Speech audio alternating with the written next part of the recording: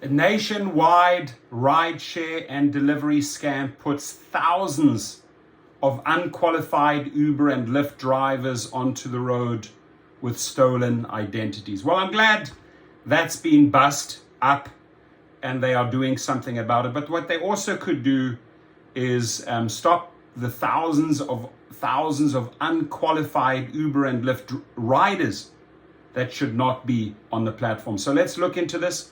They say prosecutors say 2,000 IDs were stolen to create phony drivers' accounts that were then leased to people who hadn't passed background checks. Wow. Interesting.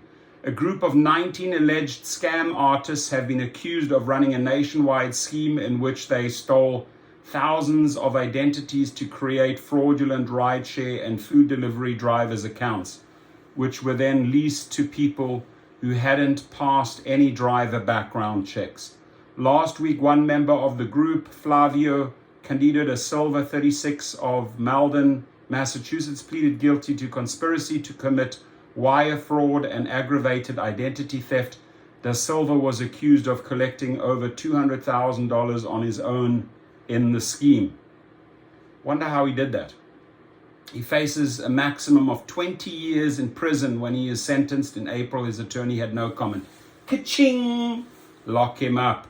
Right, he's giving drivers a bad name. Federal prosecutors say the scam, which ran from at least 2019 until April of this year, relied upon procuring stolen identities. Some were alleged acquired from the dark web, but many were stolen from customers the group encountered while doing deliveries for the companies they were scamming. Now, what's interesting is in my lawsuit with Uber, they didn't accuse me in the lawsuit, right? But they deactivated one of my accounts saying that I had opened hundreds of accounts. I wonder if that has anything to do with this, right? If maybe these individuals are using people's name, like my name, your name, to open up other accounts, right?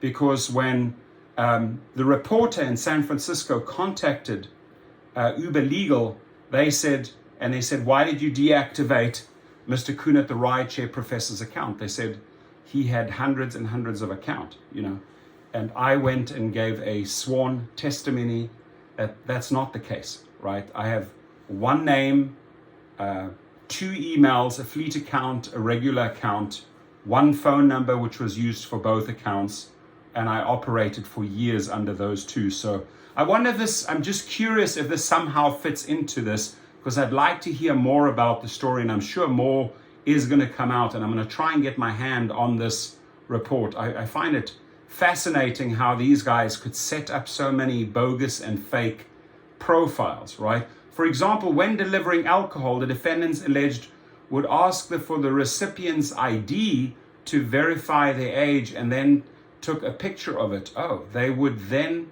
use photo editing programs to insert someone else's picture into the ID. Wow. Which would be used to create a new fake driver account on a rideshare or food delivery service. Well, these guys are pros, I can tell you that. So they go, they do a food delivery and alcohol delivery. Oh, sorry, we've got to check your ID. They take a picture of the ID, right? And then they insert another picture into it. Very, very, very creative.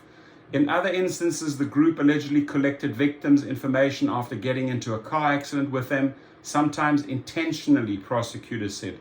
The IDs were then leased for a few $100s to drivers. Oh my God, this is a racket, dude. Who were unable to pass the company's background checks either because they had criminal backgrounds or lacked documentation. In a statement, Lyft said it was always working on strengthening its security features to detect these kinds of frauds, as they should.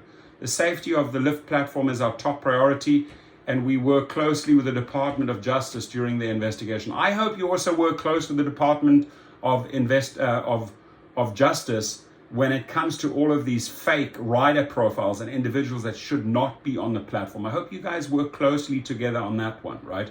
Lyft has a number of features in place to prevent, to detect this type of fraudulent behavior, and we are continually working to strengthen these systems, the company said.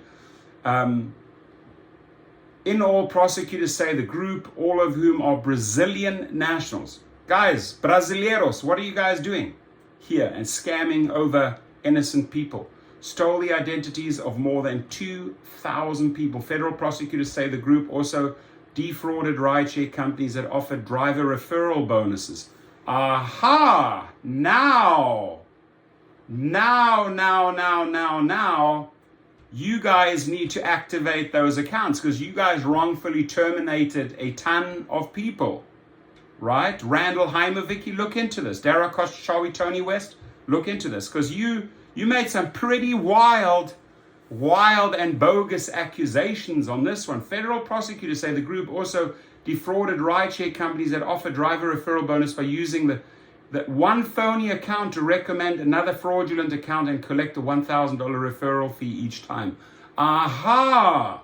The group also allegedly used computer bots and GPS spoofing technology to make it appear that rides were longer than they actually were, allowing drivers to legitimately collect higher fees, prosecutors said. 15 of De Silva's co-defendants are awaiting trial, but 3 remain at large. Damn! Lock them up! Lock all those bastards up, because they are certainly giving drivers a really, really bad name out there. And Randall Heimovicki, you might want to look into this one, kid. Have a good one.